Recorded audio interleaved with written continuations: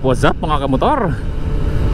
Welcome to my vlog, Kim Moto Vlog.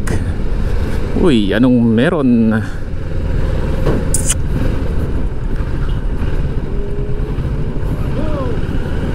Meron dito. Ay, may namatay.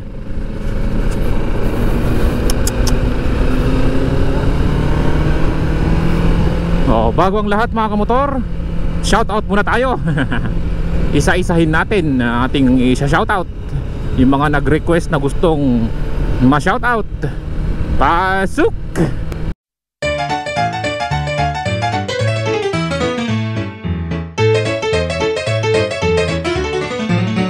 So mga kamotor, katatapos lang ng bagyong Ulysses. Bagyong Ulysses, grabe ang lakas mo men.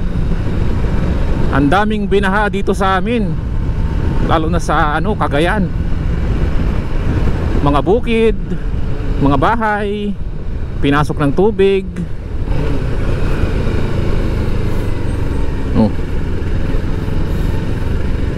Mamaya puntahan natin yung mga, kasi sa bukid kami.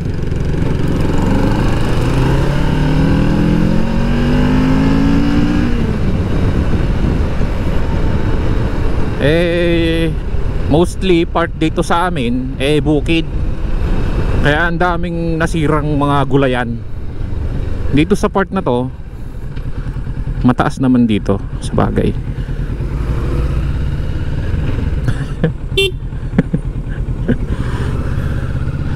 Talaga wet.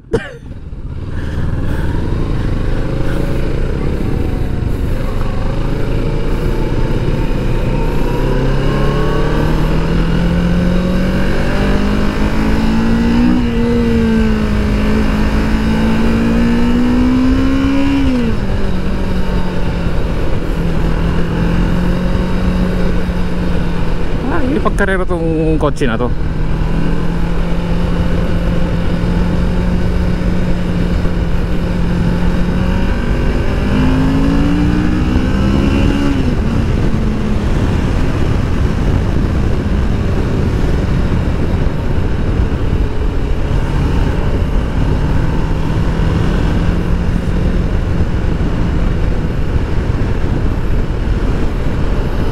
Yan ang aftermath ng bagyo.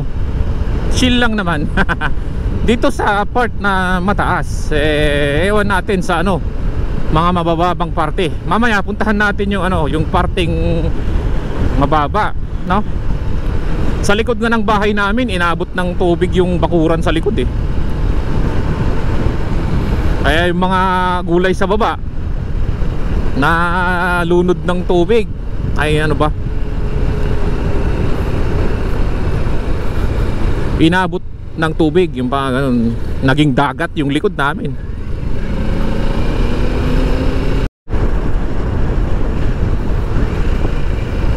So ngayon mga kamotor, ikot-ikot lang tayo dito bago tayo pumunta sa talagang pupuntahan natin na tingin ko medyo inabot ng tubig.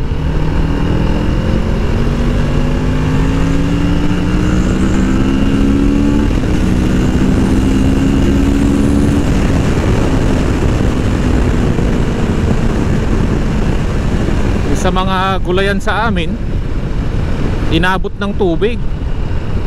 Sabi nung pinsang ko yung dating puro kulay green daw, ngayon kulay brown na. Kasi yung mga dahon ng mga tanim na gulay natakpan ng mga putik kasi binaha. Takpan ng mga putik, kung mabubuhay pa yung iba doon, pero sana naman.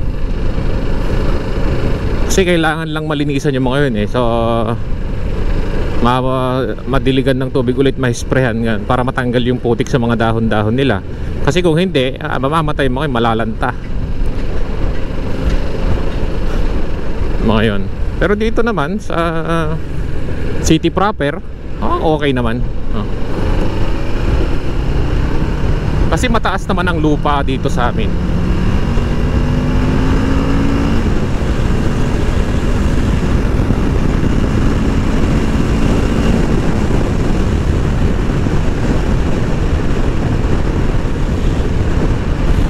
Kaya tignan nyo, kahit umaaraw sa ibang parte ng syudad, makulimlim pa rin, maulap. Hindi mo alam kung baka bigla na lang umulan eh. Ayan makulimlim mamaya bigla na lang umulan. Uy, kita ako rouser. May nakita akong rouser. Ano boss?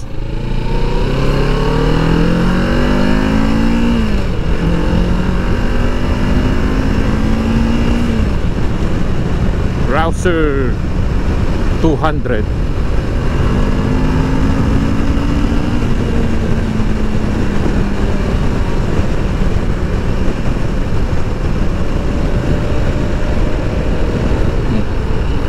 Medyo kaskasero.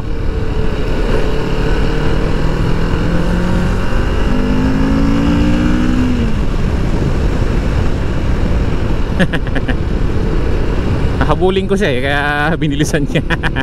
Woo!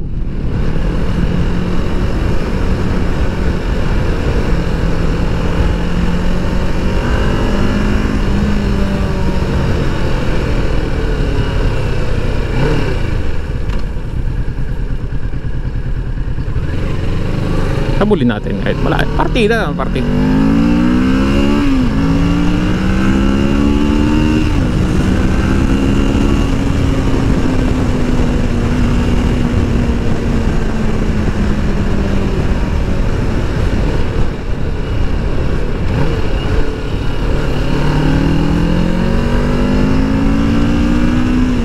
Mukhang Tagarian lang sa pansitan, ayun doon sa may pansitan. Pansit. Pansit, pansit.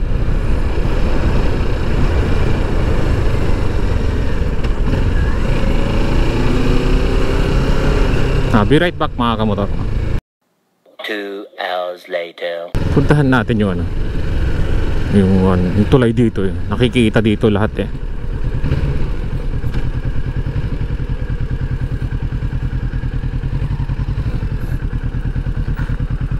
Yan.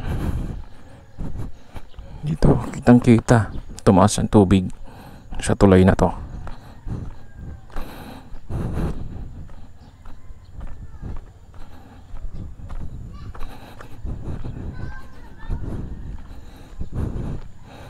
Grabe daw dito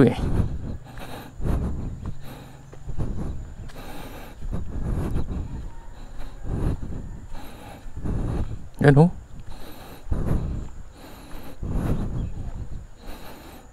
bumaba na yung tubig, pero nung katagsagan ng bagyo umabot dyan hanggang sa mga puno.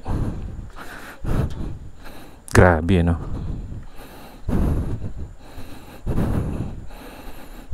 grabe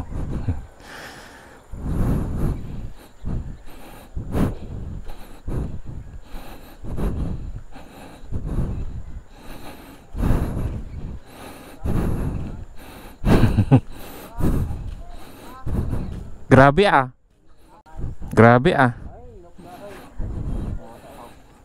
Kaasid lagi jay ko kamulmula.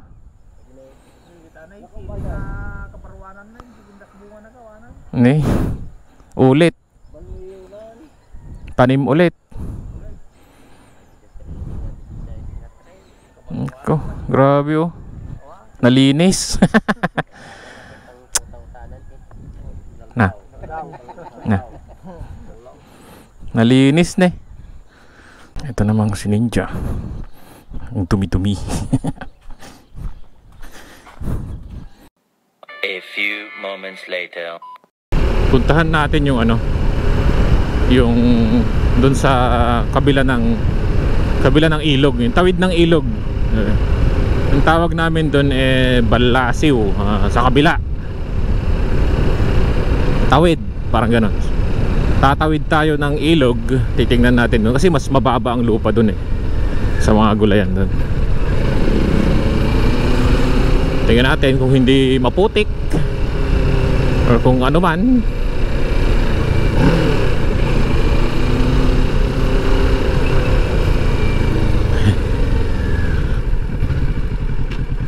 Op, yeah. Mababa naman na ang tubig. Putik nga lang.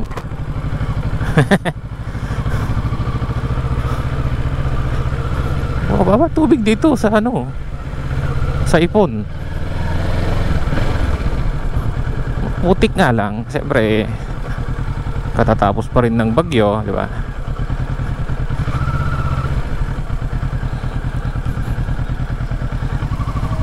Naman si Ninja na naman, pinang-trail bike na naman si Ninja eh. Kaya hanggang ngayon maputik. Hanggang ngayon maputik pa rin si Ninja eh. Kasi itong mukong na amo eh, pinang-trail bike eh, pinang-off-road eh. Dapat kumuha na lang ng adventure bike eh, na parang kay Balbon. Shout out kay Balbon. Ayan, kay si tropa nating si Balbon. Ayan, nasa Japan. Kung gusto nyo umorder ng helmet ni Balbon, ayan, message nyo lang si Balbon.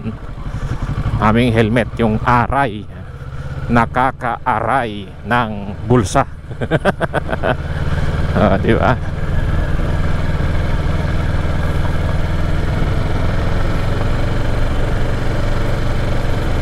Aray, aray naku.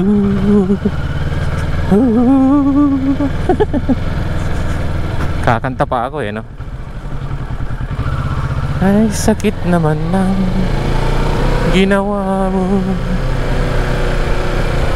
Aray.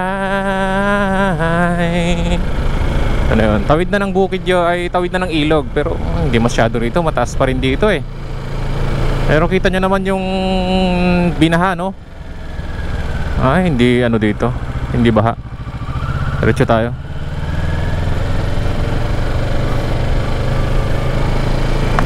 Mataas pa rin dito eh. So sa pinakita ko kanina doon sa tulay, doon, yun yung mababa ang lupa. Yun yung binaha. Yun yung talagang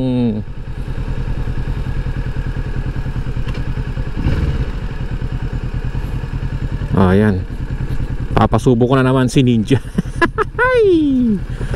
Ninja, tatawid tayo ng ano yan? Hindi, doon tayo sa gilid.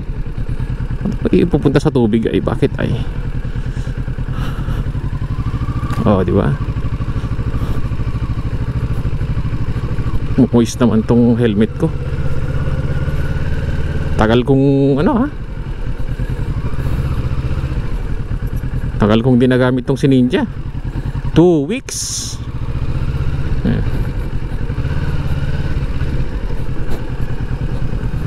Kasi nung last na upload ko 2 weeks ago pa.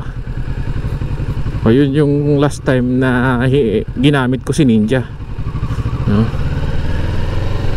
2 weeks ago. Wala masyado ritong nasalanta.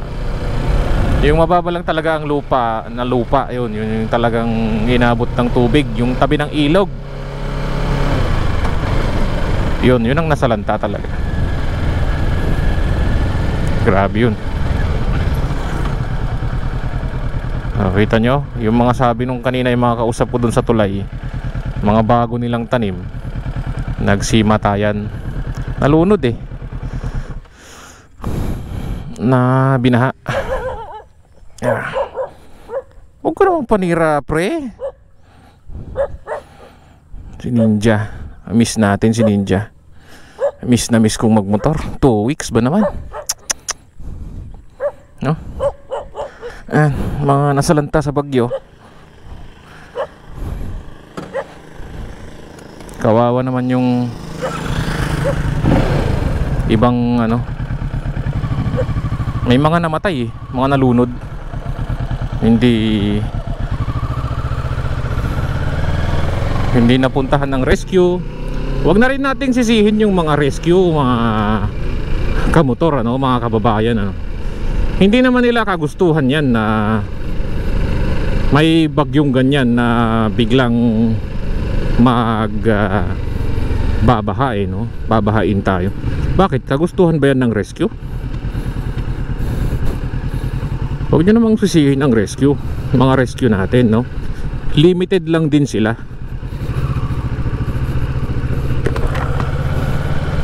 Kumbaga, I mean is Limited tayo ng tao eh. Limited pa ng gamit. O, di ba? Hindi naman lahat ng bayan mayroong rescue boat eh. Kasi hindi naman lahat ng bayan nag-e-expect na babaha, mga ganon. Kasi most of the time hindi naman kailangan. Kaya hindi ganun ka-prepared. Hindi naman sa ganun ka-prepared. Prepared sila, pero hindi sa ganung scale. Kasi ngayon lang ulit yan nangyari eh. Yung last time na nangyari yan, high school pa ako noon. Inaabot din ng tubig yung likod ng bahay namin, as in ang taas. Yung bukid sa likod, yung palayan, ay naging dagat yun. Buti na lang naani na nun. Wala nang palay. Yung palayan sa likod, oo. Ayan o, tignan natin o. Ayan o. Dito o. Pakita ko sa inyo ha.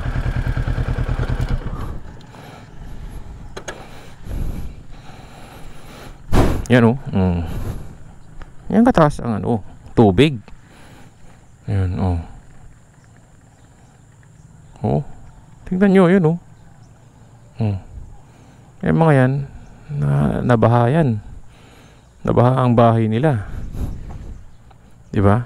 Yan o. Pinagpuputol yung mga saging kasi nabali, natumba. Yan o, taas ng tubig o. Taas ng inabot ng tubig. Yan o. Yung may nakikita nyo kayong mga supot-supot dyan, doon umabot yung tubig kasi yung mga tinangay na sumawit sa mga puno. Mga tinangay na basura.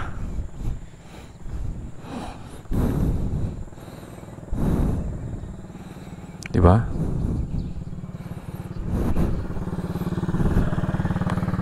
Tindi ang salanta dito.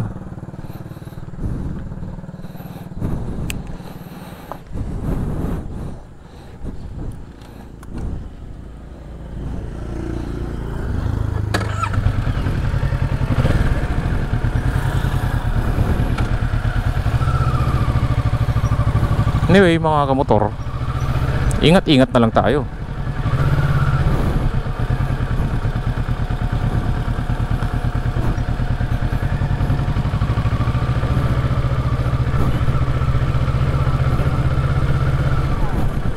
Thankful pa rin kami sa Diyos, no, na yung pinatitirikan ng bahay namin somewhat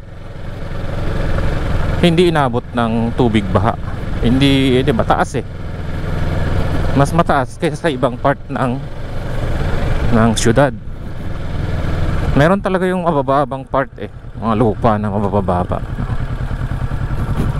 Sila yung mga minalas ngayong bagyong Ulysses. Kasi talagang binaha eh. Taas ng tubig. Tapos sisisihin pa nila yung Magat Dam. Huwag na rescue, tapos Magat Dam. Wala pa daw nagre-rescue hanggang ngayon doon. Yung mga hinaing daw ng mga taga roon, nakakaawa daw. Bakit ma'am, sir? Alam nyo ba ang sitwasyon sa rescue? Alam nyo ba na habang nagbabagyo merong mga na-aksidente, merong mga hina-high blood, na i-stroke, na heart attack. Lahat po yun nire-rescue nila. Hindi lang po yung mga na baha na kailangan ng ma-relocate. Hindi lang po sila nire-rescue. Tsaka hindi po ganun kadami ang personnel natin sa rescue. Limited po ang tao natin sa rescue, sa mga MDRRMC, mga ambulance, ganyan. Hindi naman sila ganun kadami. Kaya malamang hindi na sila na mobilize dun sa part na yon, hindi na, o na late na kasi nga busy sila sa ibang part na mas accessible. Kasi kung sobrang baha naman, papapatagpong ba yung ambulansya doon, or yung mga sasakyan doon na di ba? Tao lang din naman yung mga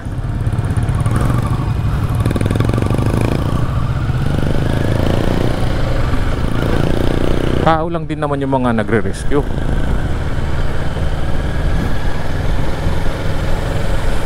Siyempre, gusto mo lumangoy sila. Hindi naman sa pero huwag na lang sisihin yung rescue, Hindi naman sila nagpabaya sa panahong bumagyo na dumating yung si Ulysses, no? Tsaka huwag niyong sisihin yung Maagat Dam, mga utol, no? Mga kamotor, mga kababayan. Huwag yung Maagat Dam kasi syempre nagpakawala yan dahil nga hindi niya na makontain yung taas ng tubig na nasa Maagat Dam. Anong gusto nyo? Pagpakawala yung Maagat Dam o pigilan niya yung tubig hanggang sa masira yung Maagat Dam? Pag nasira yung Maagat Dam, wala nang mag-hold ng tubig. Lahat ng tubig na yun lalabas kasi masisira yung Maagat Dam, di ba? Anong mangyayari pa? Mawawalan pa tayo ng kuryente, di ba?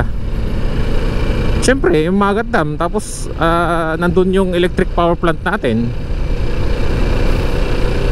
nandun yung generator ng electricity na galing sa dam. Oh, so yung bang masira yung may protocol din sila kapag umabot na yung sa critical level yung tubig, kailangan pakawalan.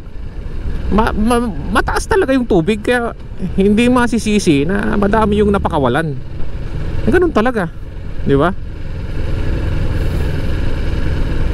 Wala tayong magagawa.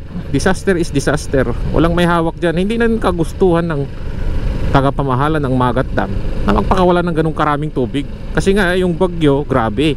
Maulan tas mabagal ang ang alis niya, ang takbo, yun basta.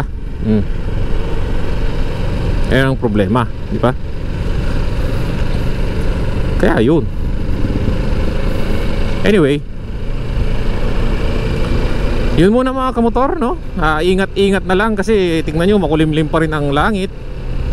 Basa kapag naulan, basa ang daan, madulas, no? Sa mga nagbumotor kagaya ko, no? Mga kamotor dyan, huwag masyadong magpatakbo ng mabilis pag basa yung daan, no? Tsaka syempre, wag marami namang kasalubong. Mga ganitong freeway okay lang, no? Huwag lang sa mga residential area kasi pwedeng bigla nang may lalabas, may tatakbong bata, may tatakbong aso, problema, di ba? Anyway, yun lang mga motor. Salamat sa panonood. Ride safe and see you on the next one. Bye bye.